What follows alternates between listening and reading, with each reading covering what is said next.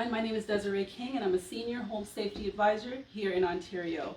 So today I'm going to take you on a walkthrough of a home to show you exactly how to do a senior home safety assessment, or what it is that we do when we come to your home. So the first thing I have is my ID badge. It's not advisable for seniors to open the door for anyone unless they have an ID tag on them. So we do have professionally laminated badges with our pictures. My hair is not there, but it's still me, pictures, and the name of the company on the badge. So I'm going to put my badge on. The next thing is, because of COVID, my cell phone goes into a very special pouch. It is waterproof. It allows me to use the phone if I need to. However, the phone is going to be placed in this pouch to ensure that it's not exposed, and also the person whose home I'm going to, they're also not having any additional exposure to anything that my phone may have come into contact with.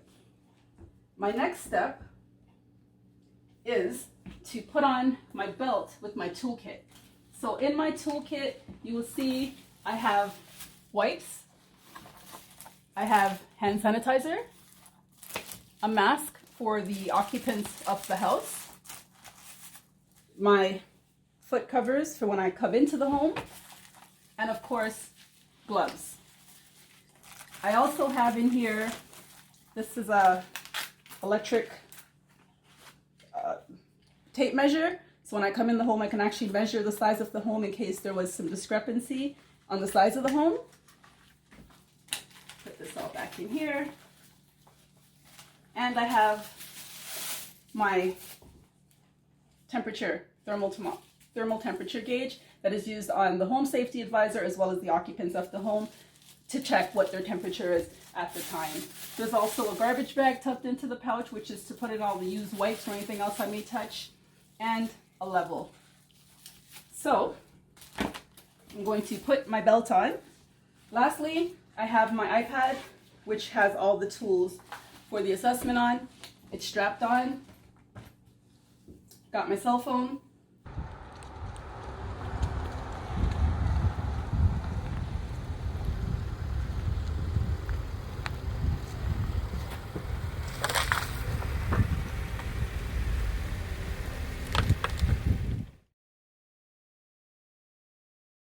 So here I am at the home. It's a nice day, thankfully. And the first thing I notice is that there aren't any house numbers on the curbs, which is something that's common in Ontario, so not really a red flag. As I'm walking up the home, the first thing I'm checking is, are the house numbers on the home visible from the street? And as you can see, the numbers on this home are hidden. So for that, I would simply say, no, they're not, and make some recommendations that they move the numbers or get some lit numbers even, so that at nighttime, especially if an emergency vehicle has to come, they can see the numbers clearly. The next thing I'm looking at is the driveway. Is the incline too steep? No, it's not. Nicely paved. There are no cracks, no, red flags in the driveway. As I walk up, I can see that we are okay here. The transition as well from the walkway into the garage, there's no major slopes, so the person can safely get into the driveway. Next, we walk up the walkway. As I walk up the walkway, I'm looking for things like this, grass and shrubs that are in the driveway. All these leaves that are laying here, the plant that's coming over here, that should all be cut back, because if it's ever icy or raining, it could present a fall hazard for the senior occupant of the home. So that is definitely a recommendation I would make. As well, shrubs should be no more than 3 feet high. Now, I'm not going to take out my tape measure, but I'm about 5'6". This is taller than 3 feet high. It's also a security thing, so this I would recommend they trim down to about 3 feet in height. Same with this one right here. As we continue to the front stairway of the home, as you can see, these stairs are quite old. They're wooden. They do have a non-slip on it, but you can see it's a little bit shaky and chipped, and the carpet is lifting up. So that's definitely a fall hazard as well for the senior in the home. They do have a handrail, but look at this. It's not sturdy. You can hear it squeaking back and forth. And there should actually be a handrail on both sides, as well as a resting area for the person, if they have packages and need to open the door, they can safely do so. So definitely this entire front of this home needs to be modified. Next, we will walk here. And again, the space for if the senior had to come in this space, it's not a big enough gap, so I really recommend some type of modification to this area. Our lovely Mississauga newspaper is sitting here. Again, if she had to come down and go up here easily, that could be a trip hazard as well. That should go in the garbage if you're not going to read it. Next, we are walking around these tables and chairs here. Again, this stuff should be moved out of the way so we have a very clear pathway for the person to walk. Let's take a walk now and go around to the backyard. Another recommendation is that if you do have access to the backyard, and as you can see here is where they access their garbage, recycling, and compost bin, we have a paved walkway. What do you think happens here in the winter if she has to throw out the garbage? It's a fall hazard. There's no clear path here. Definitely huge red flag. Let's continue on into the backyard. So the gate, we're checking for if it sticks. It seems to be operational. No red flags on the gate. Again, this is the area where the garbage is. This is unsafe. This should be all level. It's a slight incline here, but it's not all level.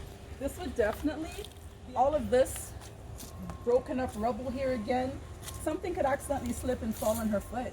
So again, I wouldn't have this here. This needs to be removed. And I'm going to recommend that to the homeowner as well. Let's continue around to the back. Again, as I said, it's a nice big backyard, but I would, because there's a back patio, recommend, and this is just a recommendation, nice to have, not immediate, but have a pathway coming all the way around to the backyard if this is the way that the homeowner will take into the garden. These are some rose bushes here.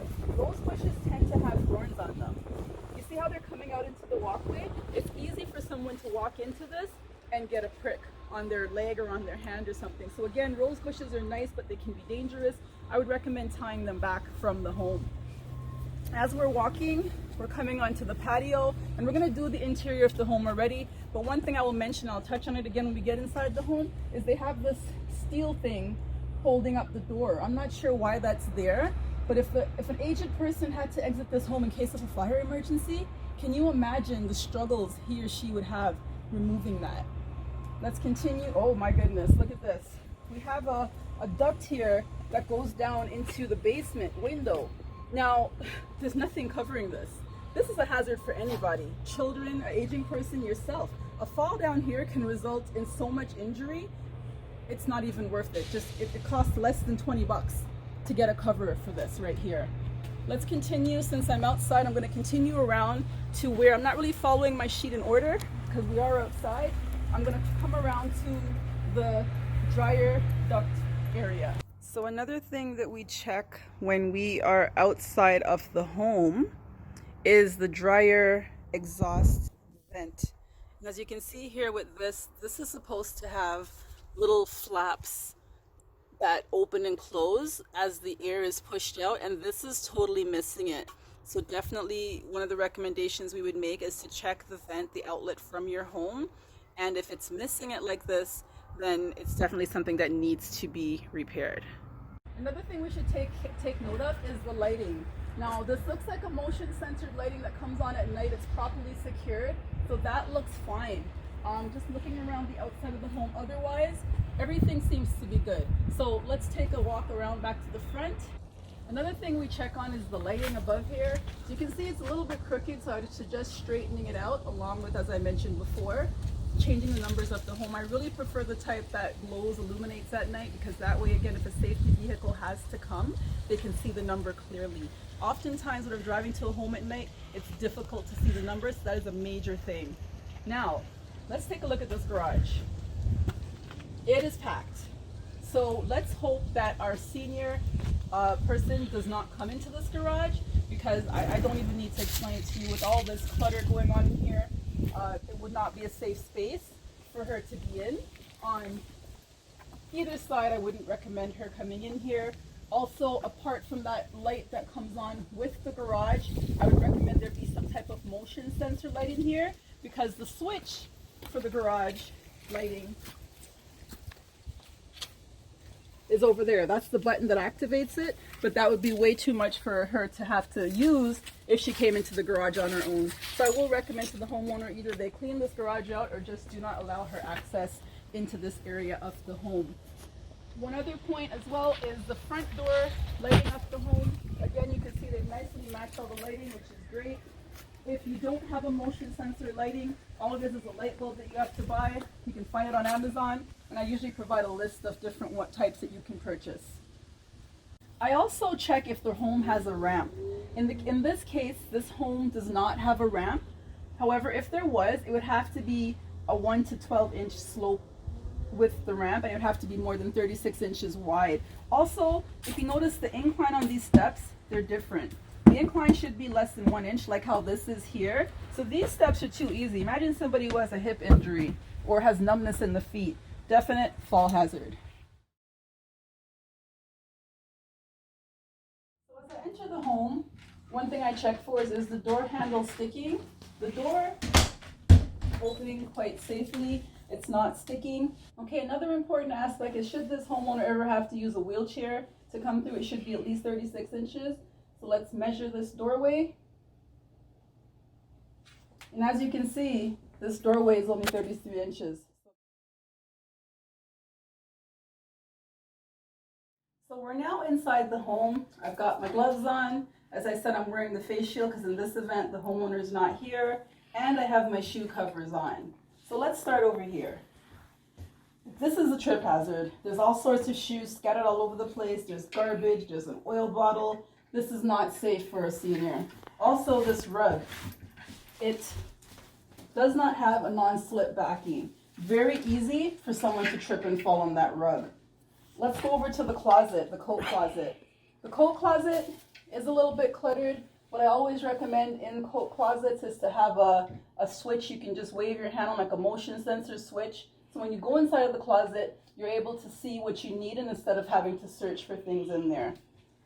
This toolbox that's sitting over here, again, it's so easy to walk and trip over it. So it's not a good look either.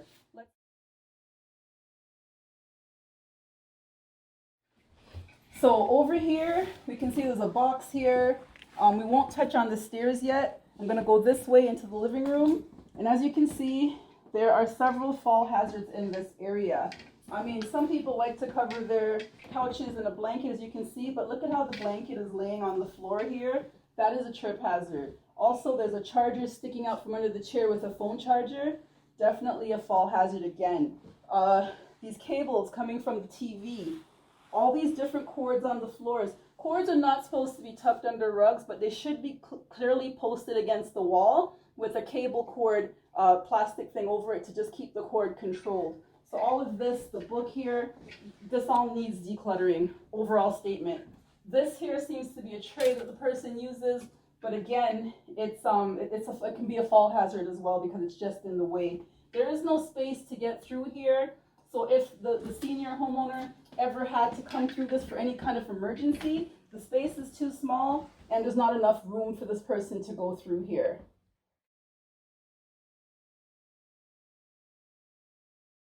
This homeowner does live with other people, so we are going to inspect the rooms that are relevant to the homeowner. We're not going to check the rooms that the other family members live in. One good thing about this home is they do have the handles that someone who has arthritic hands or problems gripping, they can always use this to open the doorway. So that's a good thing. Let's check the powder room. So the powder room, as you can see, it is quite small. This rug as well, I still think there should be a better rug in here. For a senior person, even though the home is shared, it would be good to have a raised toilet seat placed here, as well as it's a small space. So if the person uses a walker, there's a scale here, there's a thing with toilet paper. It's really not safe. Older people often tend to hold on to toilet racks, which is not a good habit when they need to get a balance. So I would suggest putting in a grab bar here as well for the senior homeowner. As well, the faucet here, there's no clear indication, especially with someone with visual impairment, of what side is hot, what side is cold. That can be a scalding hazard for the senior homeowner as well. As we walk into the kitchen, We can see that there is a table here propped up against the table. Definitely could be a hazard to an aging person.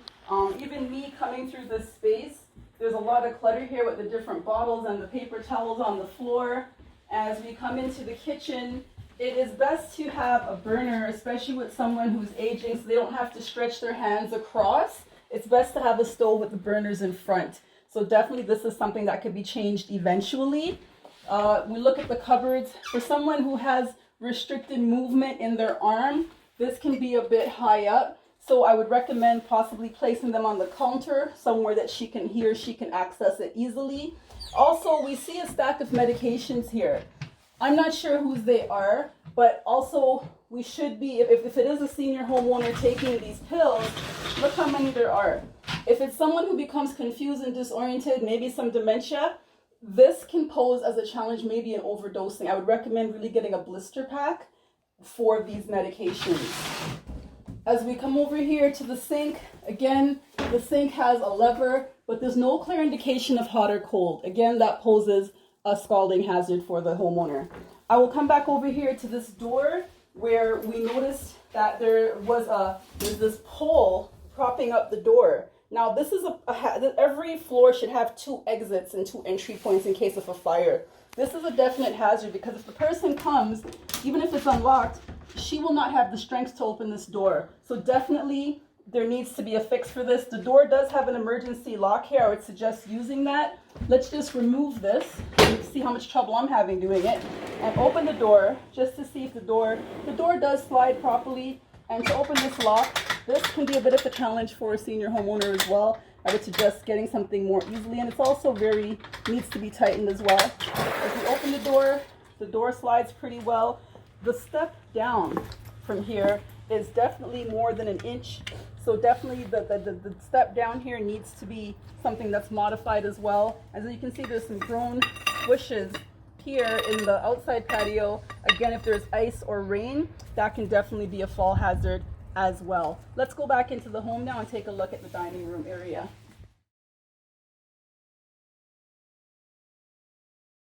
As we come into the dining room, again, lots of clutter. Clutter over here, clutter over here. These things protruding, looks like the table legs from over here. That's a definite fall hazard as well. If the senior has to maneuver, as you can see, I almost tripped, to come around here to these windows, it's a fall hazard. The curtains are touching the ground. So easy for someone to step on these curtains and fall as well. And again, if you notice this window here, these blinds are great because it doesn't require a string. You can just push them up and down. One great feature this home has, that the homeowners actually showed me, is that this window, once slid back, you can actually turn it like this. So this is great for cleaning. Also great if the screen is removed for a quick exit from the home as well in case of a fire. Let's go to the upstairs of the home now. As I mentioned earlier, these items on the stairs need to be removed. As you can see, there's lots of mail and stuff here that should be removed as well because it's protruding into the step. This homeowner obviously has some mobility challenges, which is why we have a stair lift here. So that's a really good step. What I would suggest though is it's not used for transporting items, so definitely do not do that. And also when the steps are not in use, you should pop up the railing, the seat, and this. So it's not a trip hazard for anybody else. As I'm coming up these stairs are great, but if I take off the light, this can be quite dark at night. So there are motion sensor lightings that don't require plugs that you can install at the base of each step. Also, because the step is carpeted, but it's all the same color, it would be hard for a person to distinguish between the landing and the next step because it's all one color. So I would suggest something kind of reflective tape installed along these stairs so that the person coming down or going up can clearly see where the end of each step is and where the next one begins. So let's take a walk up the stairs. Let's check the railing. Again, the railing is kind of shaky, not too stable. Usually I'd recommend railings on both sides of the stairs, which may be quite of a challenge because we have the stair lift here. But again, holding onto the wall, it's slippery. It wouldn't be good for the senior homeowner as well. But definitely these railings need to be tightened for the safety of the senior.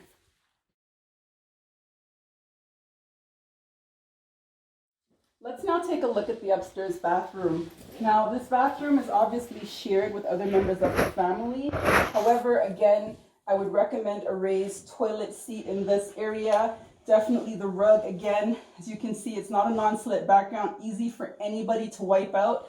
Also, the bathtub over here, it has a sliding glass door. For somebody who has mobility challenges, this is a high step for them to get in and come out of the tub. The tub also doesn't have anything non-stick on it. What I would recommend is renovating this tub so that there's no tub and you can just walk in with a glass shower door and have the shower, handheld shower, and possibly a bench. So when the person is showering, they can be comfortable. Another recommendation, the lighting seems pretty bright here, but I would have some motion sensor lighting and also a night light plugged in. If the person has to rush to the washroom at night, it's going to be fidgeting for the switch. We should have some lights that come on automatically in this washroom. As well as, there isn't much room, but while we have this shower here, I would suggest putting a grab bar right here for the person when they're stepping out the shower. There's something to hold on to. And I already mentioned the toilet, the raised toilet seat for this bathroom as well. The floor in this bathroom as well is slippery.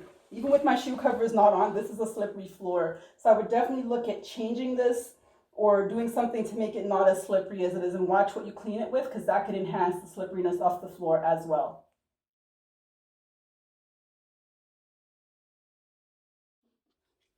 Let's now look at this person's bedroom. Again, another good feature I mentioned already is that all these doors have these types of handles, which are the best for seniors to hold on to and grip. And as we enter the bedroom, there is a switch right here in the bedroom. The switch is kind of blocked by the items on here, so I would say to kind of probably move this stuff over so it's clearly accessible. There should also be some type of motion sensor lighting in this room, so when the person enters, the light comes on automatically. There's a lot of stuff here piled up beside the bed. I see a vacuum. I don't know what this is. I see a hair dryer and a portable heater. A note about portable heaters: it is the winter months and it's getting cooler.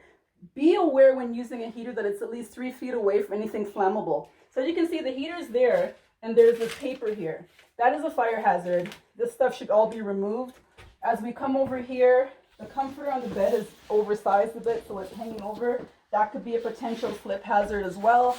And we have this bag here on the floor, definite fall hazard. You should always have a night table or something beside the bed with a lamp and also a flashlight in case power goes off. It's easily accessible. Also, a cordless phone would be a good idea in this room so the person can easily access the phone to make calls. This dresser, it's blocking the entrance to the window. This would be a possible exit in case of a fire for someone to exit from. You may be wondering, how will they get out the window? Well, there are ladders you can buy for 2-story homes or 3-story homes that are quite safe, quite affordable, but they will save lives. I would recommend throughout this whole household, everyone get a portable ladder that can be thrown out the window in case there is a fire. Again here, going to the closet, the door is blocked. So again, the ironing board should be removed. The fan should be removed. And when we open this closet, again, it should have an automatic sensored light that turns on and off in the home. There is no carbon monoxide detector in this room. I would recommend, honestly, there's a lot of furniture in this small room. Remove some of the furniture so there's more space to walk around. Definitely install a carbon monoxide detector in each room in case a carbon monoxide is a killer. It's a silent killer. So every room should have a carbon monoxide detector. Okay, so as I leave the room again, I'm going to walk back down the hallway on the upper level. As I said, this homeowner lives with other parties in the house. We have a smoke detector on this floor. So again, that is good to have. Again, on this level, we have a smoke detector. My recommendation though would be have it closer to the kitchen, because there isn't a smoke detector by the kitchen. So if there's a fire in the kitchen, the smoke's got to reach all the way over here before this thing goes off. Either keep this one here, that's fine, but put one closer to the kitchen where is the most likely place for a fire to occur. Now go down into the basement. This basement has these locks. If the person had to get down here for a flood or to shut off a valve or anything in an emergency, it could become quite confusing. Open the door and take a walk down into the basement. So the first red flag that I'm noticing is this is the banister going down the stairs. Fall hazard. This is providing no support for anyone. There should also be a second banister on the side of the wall, so there's two railings for someone to hold on to, as well as the steps. It's steep, so there definitely needs to be two railings on the side of this. So let's take our time and walk down the stairs. Now, do you see what I'm doing naturally? And I do not have any walking problems, but you notice how I'm holding onto the wall. That's exactly what a senior person is going to do, and if they only misstep, it's going to be a definite fall hazard. We are now in the basement, and the light switch, we should have some automatic lights here that turn on. I believe the light switch is over here. It's 3 switches, but it's too far away from the stairs. There really should be a light at the top of the stairs, and at the bottom of the stairs there should be a switch as well. So let's take a walk over to the laundry area. Most people use their basements for storage, but as you can see, the walkway to there is not clear. There's a lot of stuff. There's a suitcase in the way over here, and oh my goodness, look at what happens when you walk into this room. There's a lot of stuff in this basement, but again, if the person has to come down for laundry, this box is in the way for them to get to. I had to walk in sideways. I'm going to come over to the washing machine. There is no light here. However, there is a switch over here.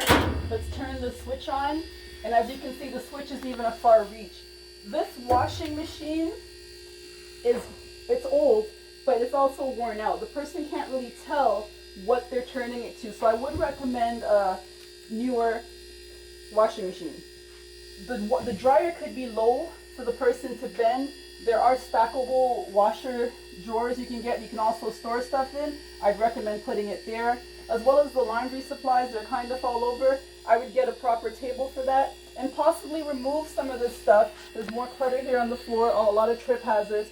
Possibly remove some of this stuff and put a folding table so that a senior person is able to use it to fold stuff when they're down here.